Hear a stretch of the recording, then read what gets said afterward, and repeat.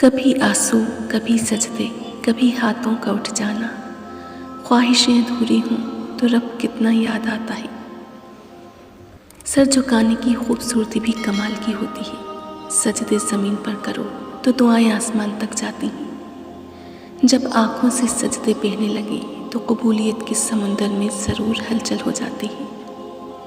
سکون کی تلاش ہو تو سجدوں میں رویا کرو، فقط اللہ ہے جو ایک سجدے سے اپنا بنا لیتا ہے، ورنہ یہ انسان تو راضی نہیں ہوتا۔